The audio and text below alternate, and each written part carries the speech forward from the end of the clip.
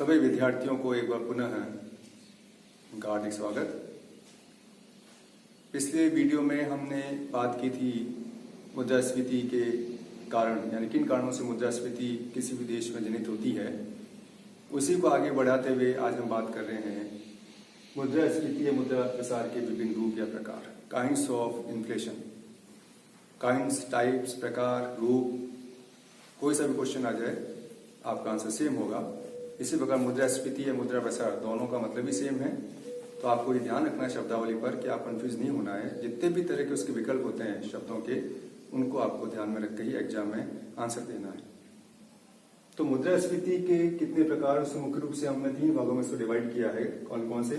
कारणों के आधार पर, परिस्थितियों के आधार पर और गति के आधार पर। कारणों के आधार पर पुनः हमने 9 भागों में इसको डिवाइड किया है।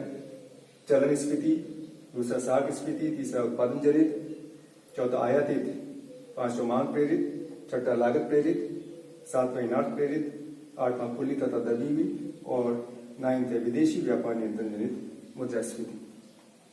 परिस्थितियों के आधार पर हमने 3 भागों में पुनः इसको डिवाइड किया है। युद्धकालीन, युद्धोत्तरकालीन, युद्ध के बाद वाली और शांतिकालीन।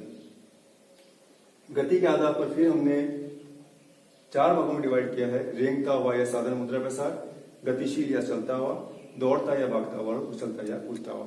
सर हर एक के बारे में हम थोड़ी थोड़ी बात करेंगे।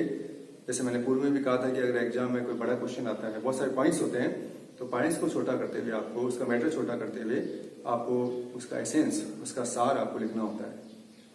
तो कारणों के आधार पर पहले बात करते हैं चलन स्फीति। चलन का मतलब क्या है? जब देश में करेंसी की मात्रा बहुत ज्यादा हो जाती है, देश के केंद्रीय बैंक द्वारा, व्यापारिक बैंकों द्वारा, तो इस प्रकार से देश में मुद्रा की मात्रा बढ़ा दी जाती है, तब वो चलन स्फीति कहलाती है।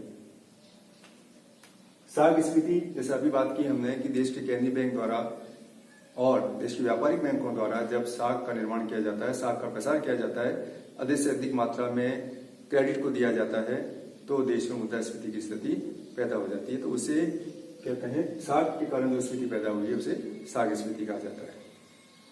उत्पादन जनित, उत्पादन जनित का मतलब ये है कि उत्पादन की मात्रा एकदम से बढ़ नहीं पाती।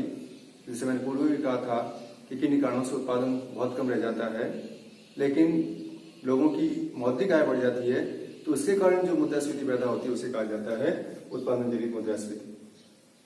फिर बात आती है आयातित। इंपोर्टेड का मतलब क्या है? जब देश में आप बहुत ज्यादा मात्रा में निर्यात करते हैं और आयात आपका कम होता है, तो विदेशों से जो आपको पूंजी प्राप्त हो रही है, जो फॉरेन करेंसी प्राप्त होती है, जब वो देश में बहुत ज्यादा बढ़ जाती है, तो उसे कहा जाता है आयातित मुद्रास्फीति, इंपोर्टेड इन्फ्लेशन। मांग प्रेरित, जैसे नाम से पता पड़ता है कि उपभोक्ताओं की मांग एकदम से वृद्धि हो जाती है, लेकिन उत्पादन बढ़ने में समय लग जाता है, तो इस प्रकार से जो गैप हो जाता है, उसके कारण जो मुद्रास्फीति पैदा होती है उसे कहा जाता है मांग प्रेरित मुद्रास्फीति।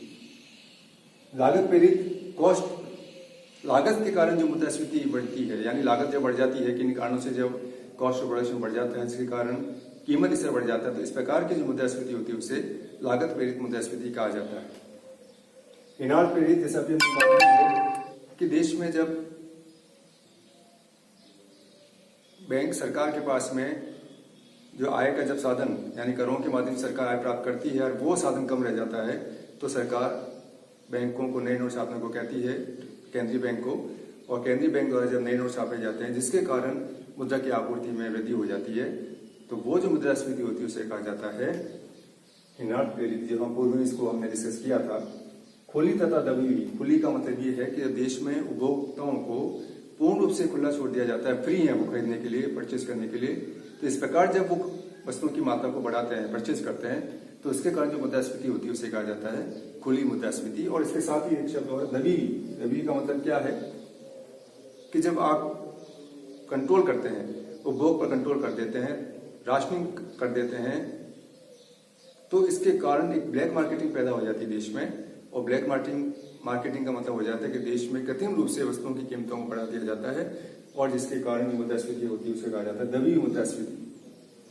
फिर विदेशी व्यापार नियंत्रण संबंधी जो पैदा होती है, विदेशी व्यापार के नियंत्रण से, यानी आपने आयातों को तो कम कर दिया, निर्यातों को आपने बढ़ा दिया, अब इसके कारण जो देश में वस्तुओं का अभाव पैदा हो गया, उस स्फीति का नाम दिया गया है विदेशी व्यापार नियंत्रण जनित मुद्रास्फीति।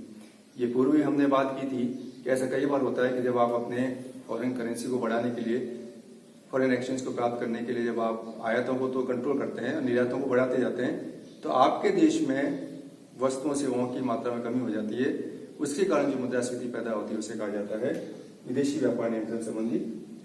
तो कुल मिलाकर ये आपके कारणों के आधार पर जो हम पहले बात कर चुके हैं।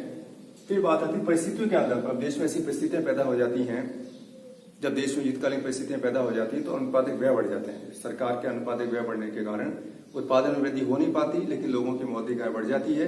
उसके कारण जो मुद्रास्फीति पैदा होती है उसे युद्धकालीन मुद्रास्फीति कहा जाता है। संकट के समय पैदा हो जाती है और इसके बाद में भी युद्धोत्तरकालीन और शांतिकालीन लगभग सेम है। दोनों का मतलब यह है कि युद्ध के बाद में भी जो सरकार पुनर्निर्माण करती है, अर्थव्यवस्था का जब बिगड़ जाती है अर्थव्यवस्था, तो उसको रिकंस्ट्रक्शन के लिए जब सरकार पैसा खर्च करती है और उसके कारण जो मुद्रास्फीति पैदा होती है उसे कहा जाता है युद्धोत्तर मुद्रास्फीति।